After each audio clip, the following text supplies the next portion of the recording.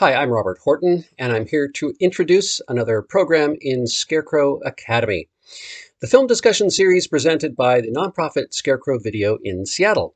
I'm a film critic and the programmer historian in residence at Scarecrow, and I'm happy to be leading another semester of the Academy. This current semester is called The Art in Noir, Film Noir, and the Director. We convene online on Saturday afternoons at 2 p.m. Pacific Time via Zoom. The sessions are free. And our next meeting will look at the 1951 film noir, The Prowler, directed by Joseph Losey, which will take place on Saturday, April 10th.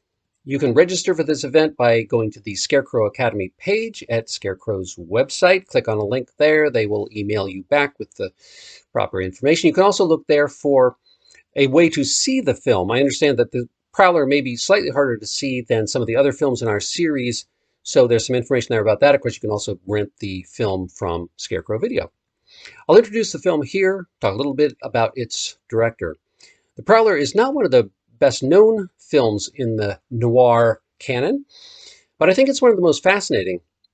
It's even more explicitly disenchanted with the state of society and notions of the American dream than other noir movies. It's a little more overt, maybe, in its discontent, where that critique may be implicit in other noir titles. The Prowler just really puts it out there.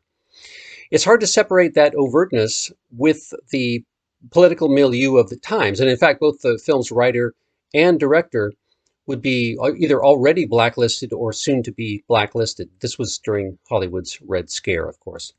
The screenplay is credited to Hugo Butler, who was a successful writer of that era and who would himself be blacklisted shortly thereafter. But there seems to be a consensus that Butler on this film was working as a front for Dalton Trumbo, one of the best known of the blacklisted writers of this era, and in fact, one of the Hollywood 10. That was sort of the first wave of blacklisting that went on in Hollywood in the second half of the 1940s. 10 talented Hollywood creative people who were brought before Congress, named publicly as suspected communist sympathizers or indeed communists, and who also went to jail for that because they refused to cooperate with Congress. Trumbo was possibly in jail at around the time that this movie was produced. He spent a large part of 1950 in prison. It took longer for the director, Joseph Losey, to be called before Congress, but after shooting a couple of other noir films after The Prowler, he too was called. He refused to testify, and he emigrated to Europe, which is where he spent the rest of his career. Really transformed himself into a European director in lots of interesting ways, including his films that were scripted by Harold Pinter, The Servant, Accident, and The Go-Between. They also worked on a project to adapt Proust, which they did not get to film, although Pinter did end up scripting that.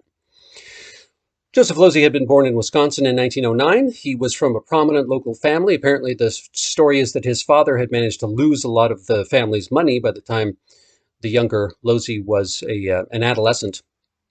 And so he basically seemed to become radicalized in his youth. Went to college and studied theater, traveled to Russia to see how they did theater in the Soviet Union sometime in the 1930s, apparently. And in the mid-1930s, he became involved with the National Theater Project in the United States. That was a government-funded New Deal project. Around the same time as another young fellow from Wisconsin, Orson Welles, whose rise was rather more meteoric than Losey's was.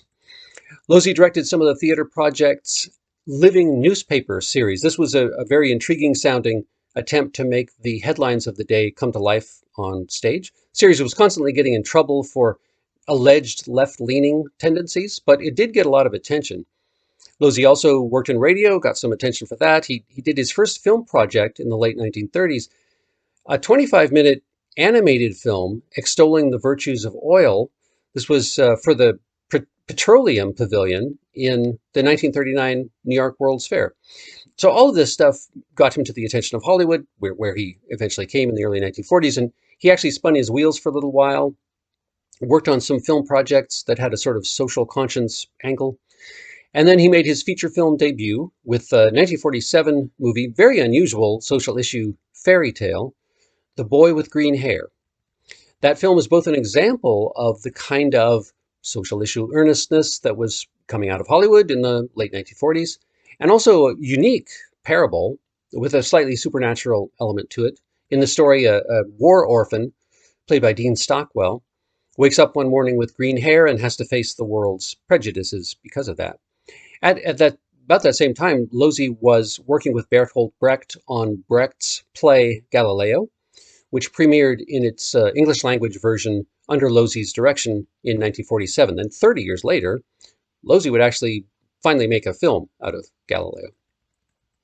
So the bite of the Prowler should come as no surprise. The jaundiced view of the system was perfectly in tune with Losey's and Trumbo's work.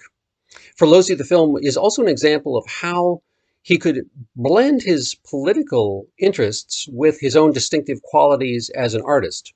His obsessions, I think, are very much on display in this movie already. This is a film that arrives at an ending that is literally a man crawling to the top of a pile of dirt. All of his aspirations lead him to be the king of a dust heap. It's a quintessential film for Losey because it allows him to be rooted in the actual. You see this mound of dirt and you believe that this pile of rocks is really there.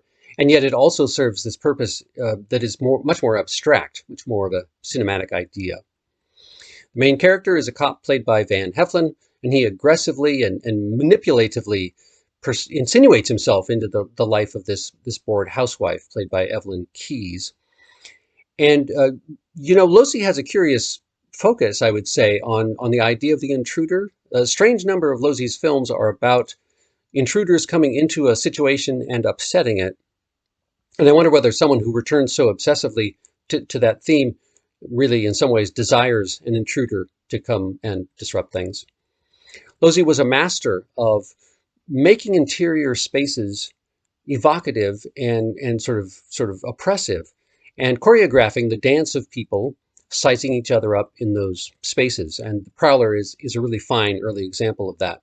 This big LA house where Evelyn Keyes lives is a location for an almost oppressive amount of the early going in this movie, the first half hour or so.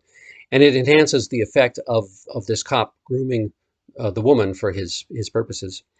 Losey was also very good at getting actors to work at a high neurotic pitch if they needed to, and also just to try things out in a sort of actorly way. And I think you'll see that in the very, very interesting performances of Van Heflin and Evelyn Keyes in this film.